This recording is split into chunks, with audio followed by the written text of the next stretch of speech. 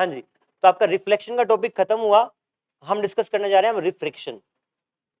Reflection is done, now refraction.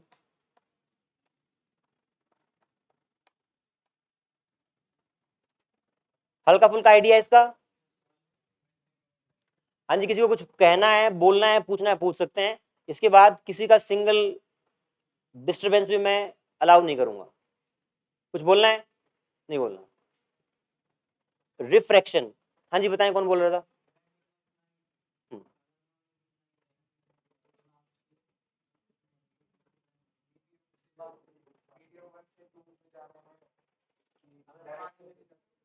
बिल्कुल, आप note down करें। Refraction is defined as, refraction is defined as bending of light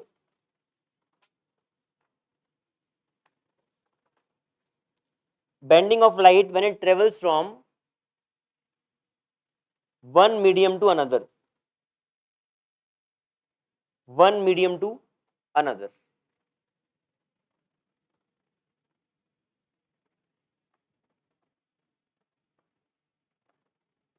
ये मान लीजिए आप ऊपर एयर है, नीचे ग्लास है, तो दोनों मीडियम अलग अलग हैं। कोई भी इंसिडेंट रे जब एक मीडियम से दूसरे मीडियम में ट्रेवल करती है तो बेंड हो जाती है। ऐसा क्या अलग है इन दोनों मीडियम्स में वो बेंड होती हैं? तो दो बातें अलग हैं। पहली बात तो velocity of light is different in different mediums. एक तो आपकी वेलोसिटी ऑफ लाइट अलग अलग है अलग अलग मीडियम में। दूसरी बात, refractive index is different in different mediums. यहां पे वर्ड आता है refractive index.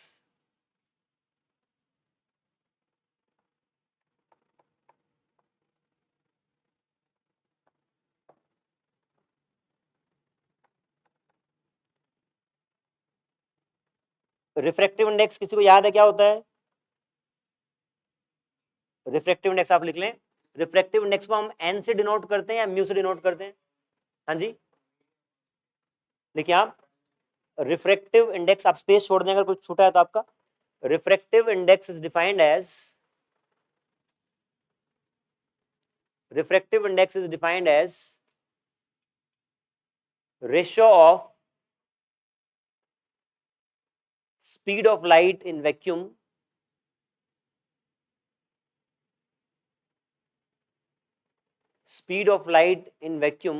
to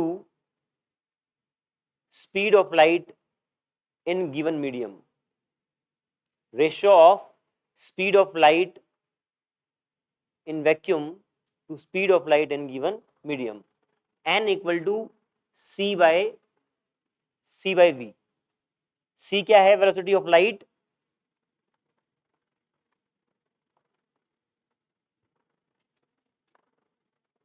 in vacuum, और ये स्पीड ऑफ लाइट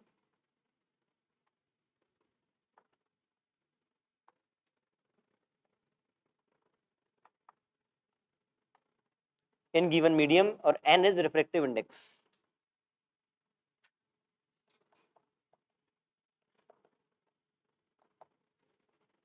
यहां पे आप देख के बताएं, क्या refractive index is a dimensionless quantity? है ना, क्योंकि दोनों स्पीड है आपकी, तो refractive index is a dimensionless quantity, आप लिख लें बेशक।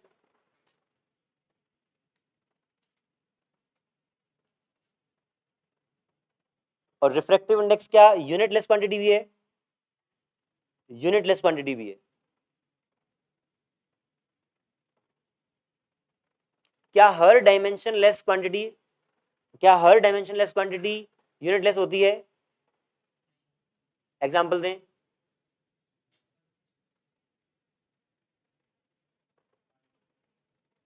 कोई बता पाएगा? क्या हर डायमेंशनलेस क्वांटिटी यूनिटलेस रहती है? हाँ जी, होनी चाहिए। को आप कह रहे नहीं, ऐसा नहीं है। हाँ जी, हाँ हाँ, जो थीटा है आपका, theta theta equal to L upon R, dimensionless है, but we still assign a unit to it, radian. तो आपकी डायमेंशन लेस क्वांटिटी जरूरी नहीं है कि यूनिट लेस हो, बट क्या यूनिट लेस क्वांटिटी हमेशा डायमेंशन लेस होगी? यस, वो होगा। ठीक है, यहाँ पे एक पॉइंट और नोट कर सकते हैं, क्या रिफ्रैक्टिव इंडेक्स की वैल्यू हमेशा एक से बड़ी होगी? क्या रिफ्रैक्टिव इंडेक्स की वैल्यू हमेशा एक से बड़ी होगी क्या? वाई? हाँ, किसी भी चीज की, रे की, ऑब्जेक्ट की स्पीड है वो वेलोसिटी ऑफ लाइट से बड़ी नहीं हो सकती। तो c is maximum speed that can exist, तो c बड़ी रहेगी हमेशा, तो c बाई वी ऑलवेज भी ग्रेटर देन 1। हाँ जी, नहीं मतलब एक से तो बड़ी होगी ना, अगर c बड़ा है v से तो क्या ये नंबर एक से बड़ा होगा? क्या हो सकता है 0.0?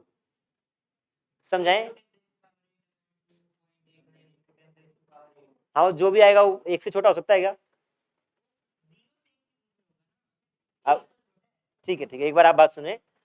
Let's say a number is a by b, if b is greater than a, तब क्या ये पूरा नंबर एक से छोटा होगा या बड़ा होगा? अगर a बड़ा है, a बड़ा है, तो पूरा नंबर एक से बड़ा होगा या छोटा होगा?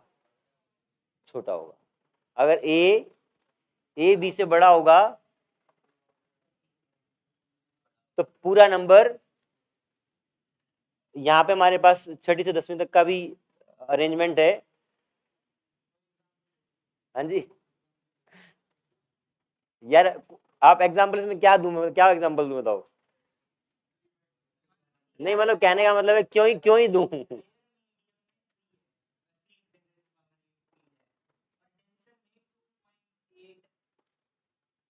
आपको अकेले में मिलना पड़ेगा मुझसे, है ना, तब मैं समझा पाऊंगा। कोई बात नहीं है। हाँ ठीक।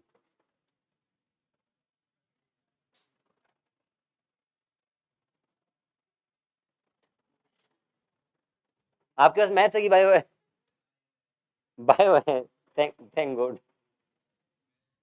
मैथ्स है। एडिशनल तो नहीं है?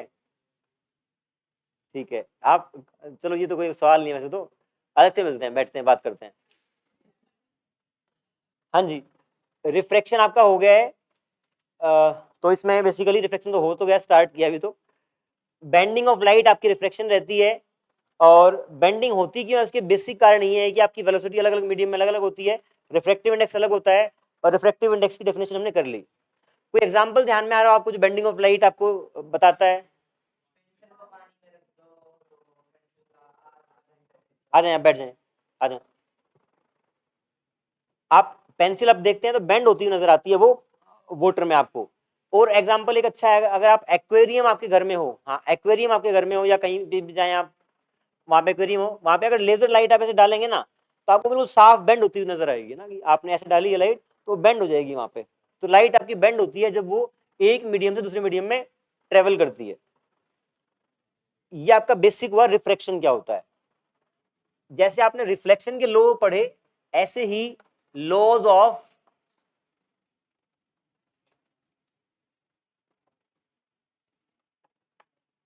रिफ्रैक्शन भी होते हैं। हाँ जी मनु, अगर बता पाएंगे आप, एक भी तो बिठा दूंगा आपको, बताएं। नहीं बताएंगे? एक रे इंसिडेंट हुई है, जहां पे इंसिडेंट हुई है वहां पे एक नॉर्मल आप ड्रॉ करेंगे, उसके बाद आपकी रे बेंड हो जाती है। This angle is angle of incidence, this angle is angle of refraction, this ray is incident ray, this is refracted ray, और ये आपका नॉर्मल है। तो पहला जो इसमें लो है, law of laws of refraction में, वो है incident ray, refracted ray and normal lies in same plane. लिखेंगे incident ray, refracted ray and normal lies in same plane, same plane में लाई करते हैं।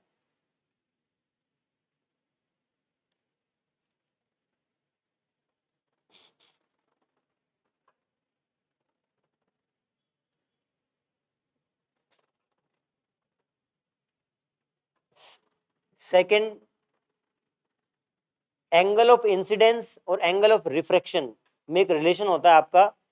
अगर लेट से ये वाले मीडियम का रिफ्रैक्टिव इंडेक्स n1 है, ये वाले का n2 है, तो n1 sine I equal to n1 sine r. इसी को आप बोलते हो स्नेल्स लॉ। सेकंड वाले लॉ ऑफ रिफ्रैक्शन को आप स्नेल्स लॉ भी बोलते हैं।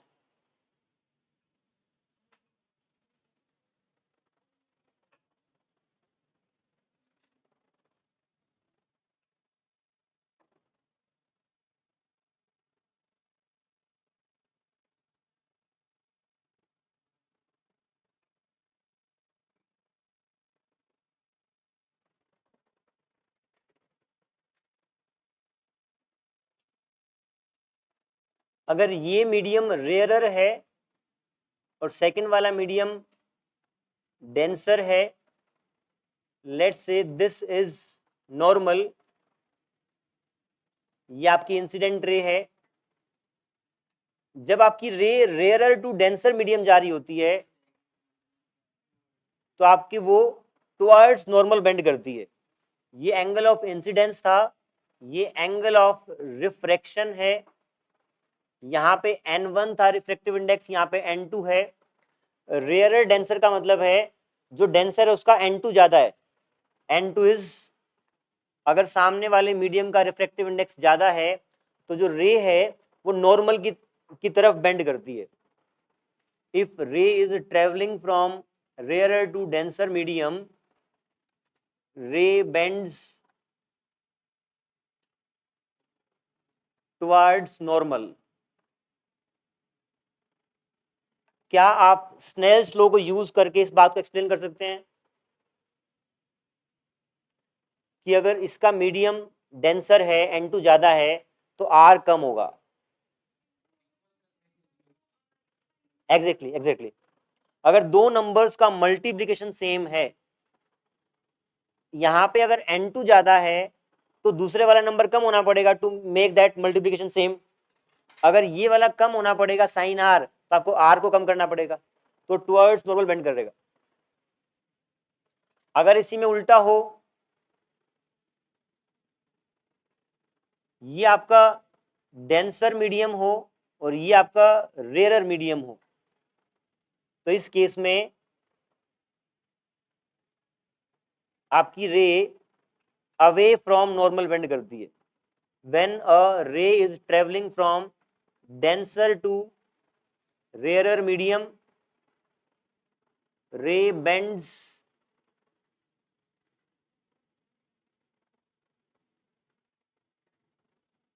away from normal।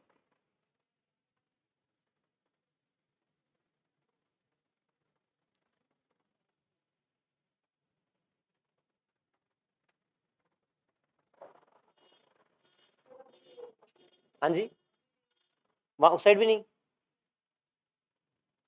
इस साइड लिया सबने।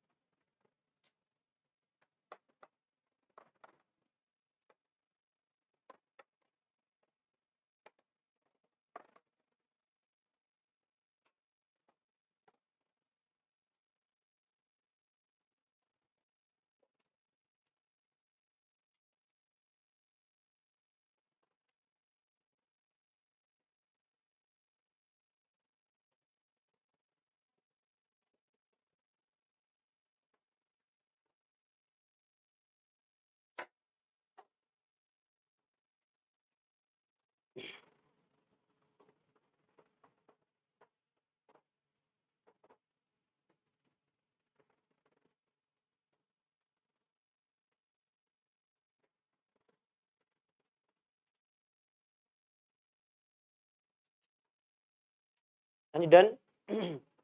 नेक्स्ट है फर्मेट प्रिंसिपल। फर्मेट प्रिंसिपल ने जो आपकी रिफ्रैक्शन हुई है, जो बेंडिंग ऑफ रे हुई है, उसको एक्सप्लेन करने की का एक उसका एफर्ट था। तो फर्मेट प्रिंसिपल क्या होता है पहले आप लिखें एक बार, फिर मैं एक्सप्लेन करता हूं। हेडिंग डाल के फर्मेट प्रिंसिपल, उसके नीचे लिखेंगे whether it is a wave, it is a wave, particle or human being, whether it is a wave, particle or human being or human being, आपकी वेव हो चाहे पार्टिकल हो चाहे ह्यूमन बीइंग हो, whenever two mediums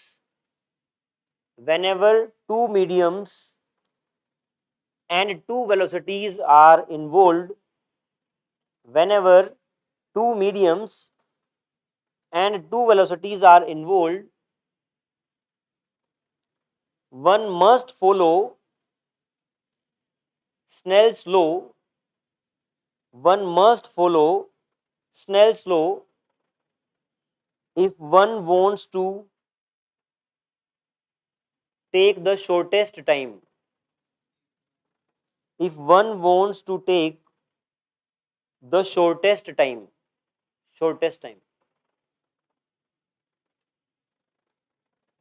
देखते हैं इस बात का मतलब क्या है। लेट से आपका एक मीडियम है, ये इसमें एक पॉइंट ये है और इसके बाहर दूसरा मीडियम है, एक पॉइंट ये है। अगर यहां से आप ये मान लें कि यहां से एक रे चले और उस पॉइंट तक पहुंचे और आपको मिनिमम टाइम लगाना है उस रे को यहां से यहां तक पहुंचाने में, तो फर्मेट बोलता है कि अगर इस पॉइंट से इस पॉइंट तक जाना है रे को और कम से कम टाइम लेना है तो it has to follow Snell's law. और वो बोलता है कि इस बात ये सिर्फ आपकी लाइट के लिए एप्लीकेबल नहीं है, जहां भी दो मीडियम या दो वेलोसिटीज रिक्वायर इन्वॉल्व होंगी वहां पे हर जगह एप्लीकेबल होगा।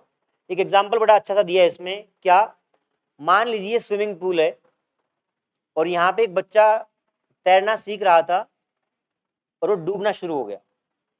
बाहर एक गार्ड है जो उसने देख लिया कि वो डूबना शुरू हो गया है और उसका काम उसको बचाना है। तो बचाना है तो मिनिमम टाइम पे पहुंचना है वहां पे।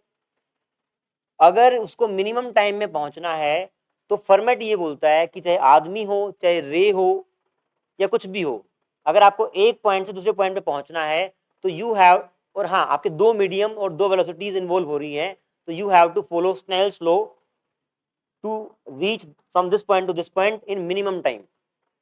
देखते हैं कैसे। आप अपना दिमाग से बताएं, पहले फॉर्मेट को भूल जाएं। एक बच्चा यहाँ पे डूब रहा है, ये ग्राउंड है, फ्लोर है, ये पानी है, इसके अंदर गार्ड की वेलोसिटी v1 है और इसके अंदर पानी के अंदर उसकी वेलोसिटी डेफिनेटली अलग होगी, v2 है।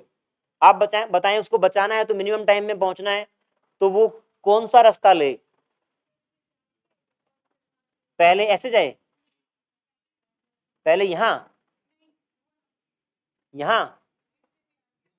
अबे उससे आगे तो स्विमिंग पूल नहीं है। हाँ, बाय फुट कहां तक लेके जाना है बताएं आप? यहां तक, यहां तक, यहां आ जाओ, आ जाओ। अरे बना दिया ऐसा ही बोल रहे हैं आप सब लोग।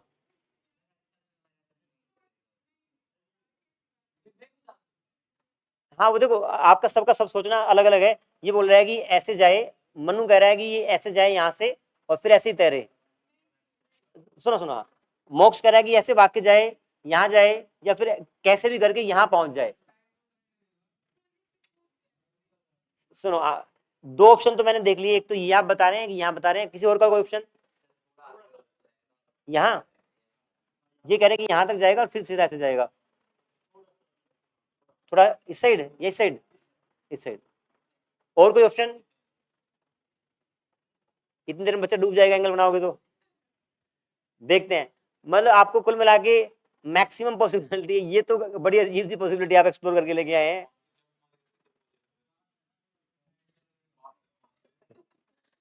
ठीक है, ये लीजिए आप,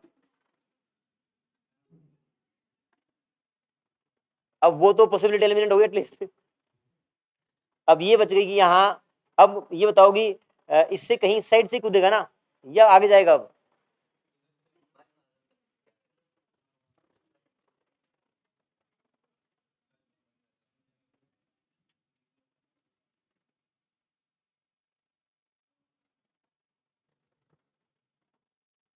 देखें, जहां बच्चा डूब रहा है, let's say this distance is h1, ये डिस्टेंस आपका h2 है, और यहां से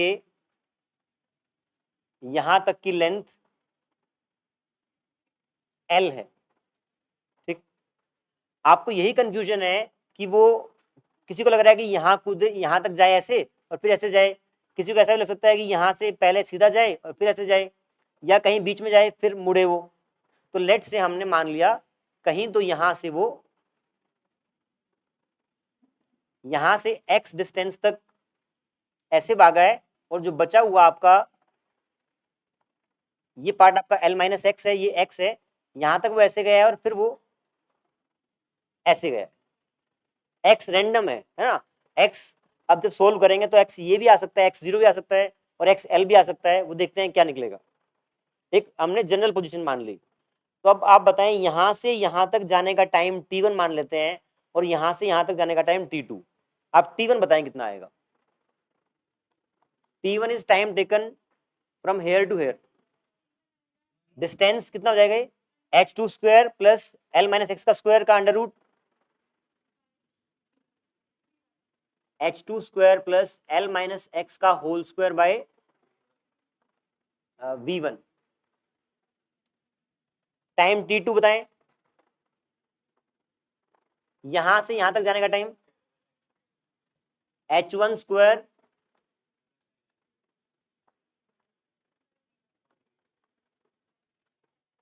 बताएं, ठीक है गए? आपने ये डिस्टेंस निकालना था, ये कितना हो गया? ये आपका l माइनस एक्स है, ये h2 है, तो पाइथागोरस थ्योरम लगा के h2 का स्क्वायर, इसका स्क्वायर का अंडर रूट, ये लेंथ आ गई। Length upon speed is time. तो ऐसे ही आपका दोनों पार्ट का निकाल लिया आपने, यहाँ पे x square plus h1 square का अंडर रूट अपॉन v2। ये क्लियर है? इसके बाद आप करें टोटल टाइम, ये आपका पार्ट वाइज टाइम निकाल लिया आपने t1 और t2। अब निकालें आप टोटल टाइम, ऐड कर देंगे। Total time taken is t1 plus t2, ये आ जाएगा आपका under root h2 square plus l minus x का whole square upon v1 h1 square plus v2। ये आपका टोटल टाइम है। आपको अब t मिनिमम निकालना है कि किस वैल्यू ऑफ x क्या हो कि t मिनिमम आ जाए। तो बताइए कैसे प्रोसीड करूं आगे इसके बाद?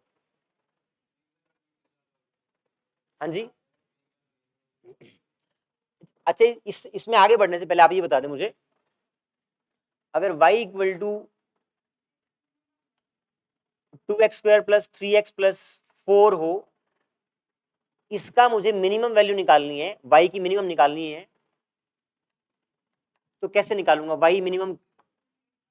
हाँ जी, डिफरेंशिएट करेंगे। देखिए आपका क्या है, पैराबोला है, ये आपका अपवर्ड ओपनिंग पैराबोला है, करवाया हुआ है ये, ऐसी बात नहीं कि नहीं करवाया हुआ। आप ये बताएं, अगर मैं यहाँ पे dy बाई डी एक्स निकाल लूं, तो dy by D x is slope. जिस पॉइंट में मिनिमम है, आप देखें अगर यहाँ पे स्लोप देखूं तो स्लोप ऐसे है, टेंजेंट ड्रॉ करूंगा मैं, अगर मिनिमम पॉइंट है आपका तो वहां पे dy by D x zero होगा। जब भी आपको मिनिमम गुजरना पड़ेगा वहां पे एक बार स्लोप जीरो होना ही होना पड़ेगा, फिर वो वापस पॉजिटिव होगा। तो मिनिमम और मैक्सिमम वैल्यू पे एक बार स्लोप आपका जीरो होता ही होता है। चाहे आपको मिनिमम निकालना हो मैक्सिमम निकालना हो, तो आप dy by D x zero करेंगे इस केस में। एक्सप्रेशन किसी भी तरह का हो सकता है। यहाँ पे आपका h2 l और v तीनों कांस्टेंट है, ओनली वेरिएबल इज x, क्योंकि जहां बच्चा डूब रहा था वो डिस्टेंस फिक्स है, वहीं पे वो डूबेगा, और यहाँ गार्ड खड़ा है वो डिस्टेंस भी फिक्स था, एल भी फिक्स है, बस वेरिएबल क्या है कि एक्स यहां से कूदे या कहां से कूदे वो एक्स वेरिएबल है। तो क्या टी मिनिमम निकालने के लिए, टी मिनिमम निकालने के लिए मैं differentiation of t with respect to x को 0 कर दूं? बताएं हाँ कि ना? पक्का? अब करंट डिफरेंशिएट, आपको ये टर्म डिफरेंशिएट करना है और ये करना है, करंट ट्राई।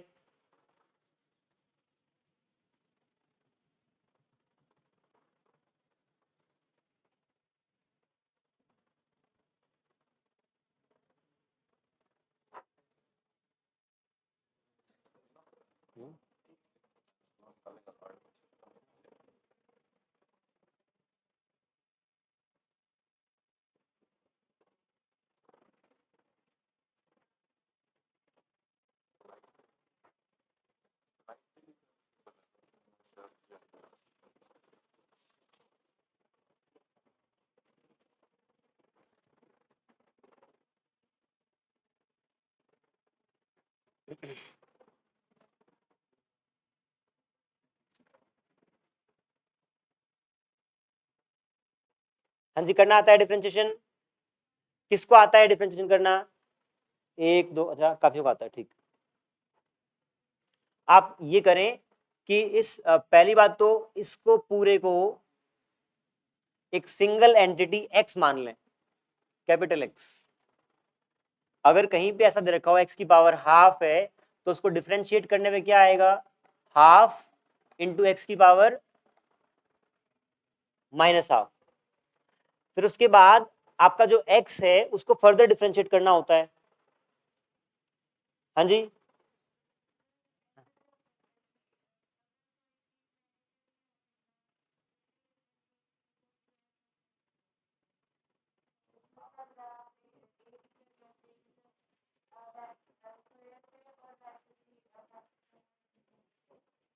मैं बात को मतलब उतना कनेक्ट नहीं कर पा रहा हूँ। कोई समझ पाया तो बताएं एक बार, दोबारा बताएं एक बार, कोई बात नहीं।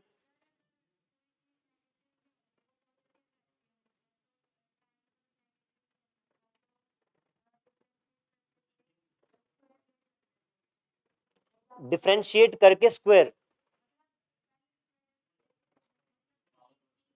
अच्छा आप कह रहे हैं कि पहले टी स्क्वायर ले लूं? फिर देखो, आप अगर स्क्वायर कर दोगे तो भी जब a square plus b square plus 2ab बनेगा तो फिर से रूट आएगा, है ना? आप स्क्वायर से पीछे छुड़ाना चाह रहे हैं, वो तो नहीं हो पा रहा। आ गया? देख लें, जिसको नहीं आ रहा वो देख लें एक बार। इस पहले को पूरे को आपने पहले x मान लिया, x का अंडर रूट है तो आप क्या करेंगे? हाफ, पावर आ गई माइनस x आ गया, और इसको आप लिख सकते हैं हाफ x की पावर हाफ। हाँ जी, तो ये वाला जो dt बाई dx लिखेंगे तो दिस टर्म्स बिकम्स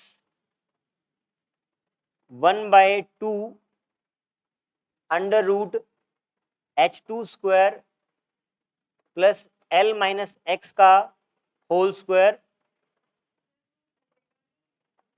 यहां पे देखें आप, x की पावर हाफ है, इसका डिफरेंशिएशन कितना हो जाएगा? हाफ, और एक पावर घटती है, half minus 1 is minus half, और वो फिर नीचे आ गया वापस, तो रूट हटा नहीं है, रूट रहा है आपका। इसके बाद जिसको आपने x माना है उसको फर्दर डिफरेंशिएट करना पड़ेगा। यहाँ पे x क्या था? ये वाला पोर्शन लिख लिया आपने?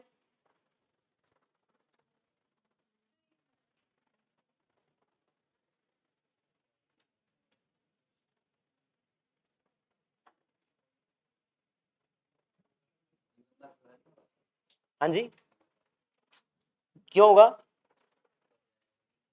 v1 is very constant, v1 तो कांस्टेंट है ना, वेरिएबल सिर्फ x है।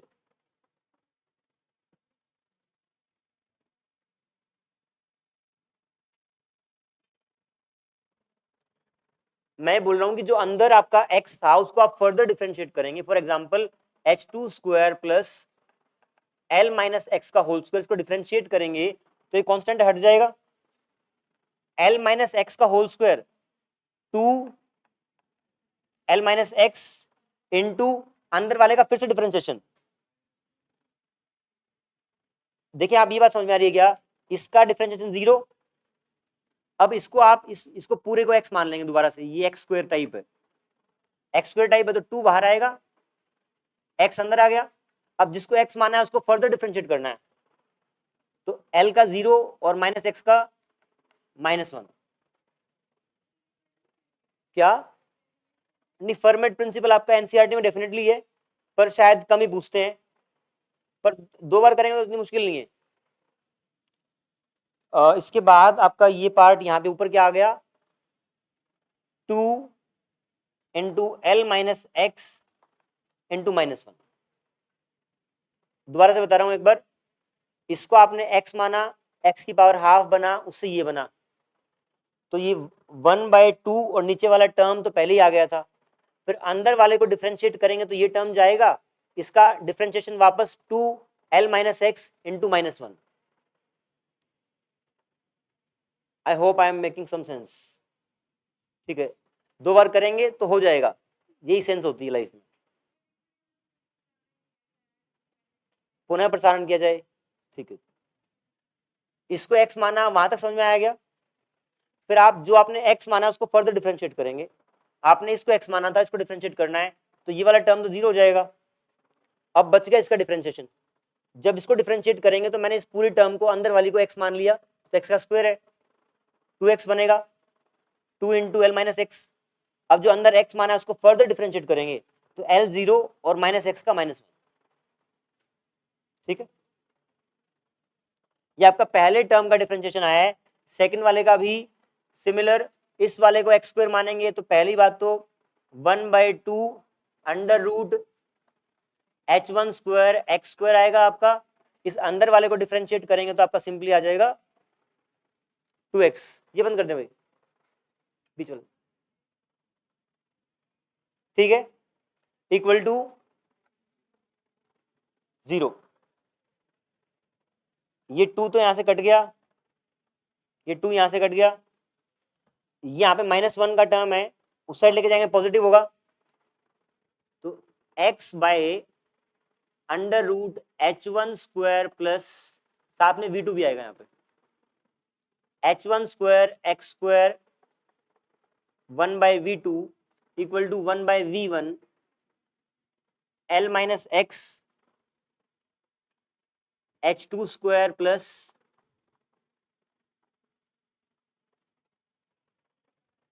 l माइनस एक्स का होल स्क्वायर, ठीक।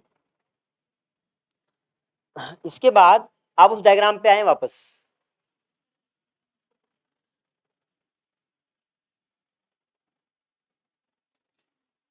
ये एंगल ऑफ इंसिडेंस आई है। अगर आप यहाँ पे रिफ्रैक्शन वाला फॉर्मूला यूज कर रहे हैं, स्नेल्स लॉ यूज कर रहे हैं, तो दिस इज आई और दिस इज आर। अगर ये आई है तो क्या ये वाला एंगल भी आई रहेगा? अगर ये वाला एंगल आई है तो क्या ये भी आई रहेगा? पैरेलल है, पैरेलल रेज है। यहां पे अगर ये वाला एंगल आर है तो क्या ये वाला एंगल भी आर रहेगा? ये दोनों लाइंस पैरेलल हैं तो आपके अल्टरनेट एंगल्स हैं। इनको मैं नेम कर देता हूं, ए, ये पॉइंट ए है, ये पॉइंट बी है, ये सी है, ये डी है और ये ई है। ए बी सी डी दिख रहा है क्या? ये ए बी सी डी और ई। आप ट्रायंगल ए बी सी में साइन आई की वैल्यू बताएं क्या होगी? In triangle A B C sine I की वैल्यू,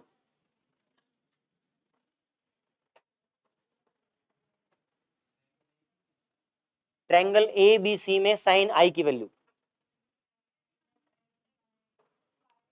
हाँ जी, sine I equal to perpendicular upon hypotenuse, हाँ जी, L minus x upon under root h2 square,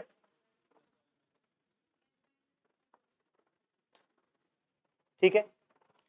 triangle C D E, triangle CDE में आप साइन आर की value बताएं कितनी होगी?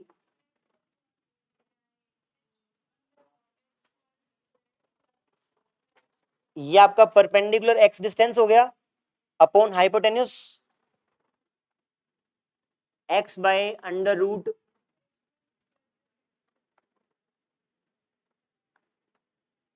X square. यहां पे देखें कुछ ऐसी टर्म है क्या? जब आपने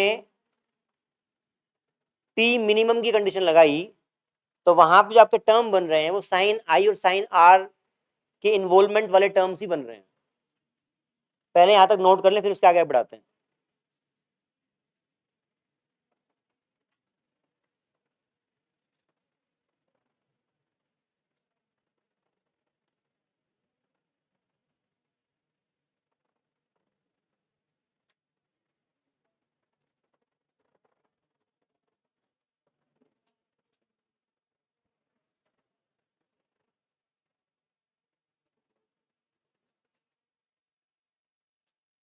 ज्योतिका हर रोज नोट कर लेती होगी, सिर्फ फोटोज स्टोर कर।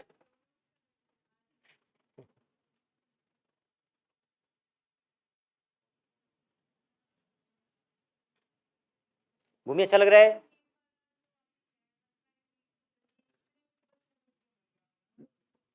बात तो आपकी सही है बिल्कुल, पर वो हम एक बार सोल्व करेंगे। बाद में भी अगर एंगल बनाने लगे तो बच्चा डूबेगा ही, बच्चे को डूबना ही है।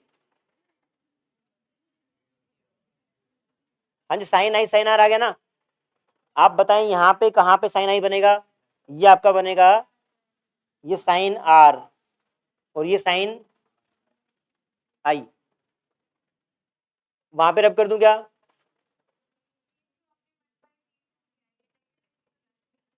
ये V2 नेगेटिव करना है। क्यों?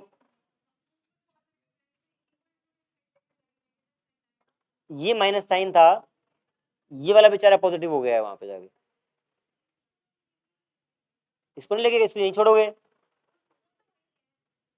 ये पूरा टर्म उठा के आप यहाँ पे लेके गए हैं। हाँ जी, और ये -1 यहां से निकल के यहाँ लग सकता है, लग सकता है, लग सकता है, तो पॉजिटिव हो जाएगा उस साइड जाके। ठीक, बताएं, कोई बात नहीं, आप पूछें आराम से।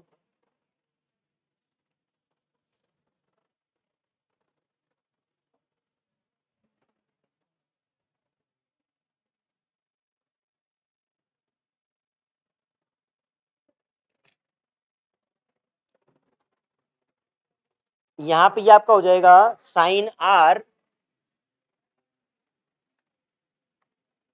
1/V2 1/V1 साइन आई।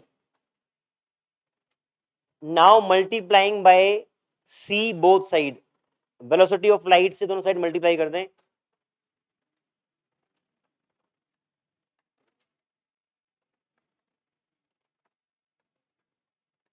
अगर C से मल्टीप्लाई कर देंगे तो C/V2 sign are C/V1 sign I.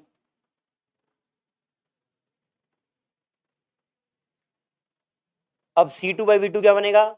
C/V2 N2 और C/V1 N1। तो ये आपका बन गया N1 sine I equal to N2 sine are.